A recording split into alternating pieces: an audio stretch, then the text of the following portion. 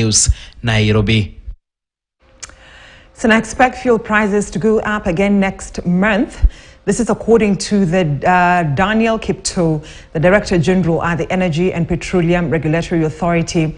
While appearing before the National Assembly Committee on Energy, Kipto says that it is no secret that the landed cost of fuel has been on an upward trajectory over the last 3 months and will continue to so. Jasmine Murani reports. Super petrol is retailing at 211, diesel at 200 and kerosene at 202. This is a first in the country.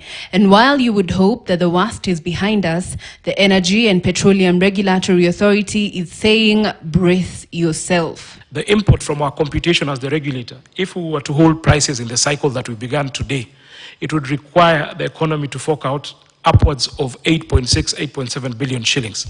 And looking at the forward curve, Chair and Honourable Members, noting that we price on an M-1 basis. If you look at the trend, we already know the trajectory where we are going next month and the month after. And while the Energy and Petroleum Regulatory Authority is predicting doom for the next 2 months, Trade CS Moses Kuria, in a less sympathetic message on his Twitter to Kenyans, now says that fuel prices will increase by 10 shillings every month up until February next year. But what reasons is EPRA giving for the exponential jump in fuel pricing? One, we have seen the Organization of Petroleum Exporting Countries, OPEC, cut production by about 3.6 million barrels, which is about 3.6% of the global demand. We've also seen the continuation of the conflict we've seen in Russia and Ukraine, continuing to drive up prices as well on account of lower supply. We've also seen a demand, and this is a cyclical event on an annual basis. As we come out of the summer and start going into winter, you start seeing stockpiling of heating oils because of the unavailability of natural gas for purposes of heating. You start seeing particularly the prices of diesel and kerosene and heavy fuel oil that are used as a substitute for heating homes starting to go up in readiness for the winter season.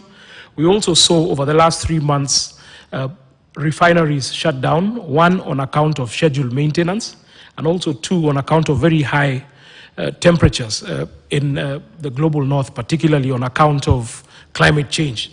And because we are dealing with hydrocarbons and from a health and safety standpoint, some of those refineries had to shut down.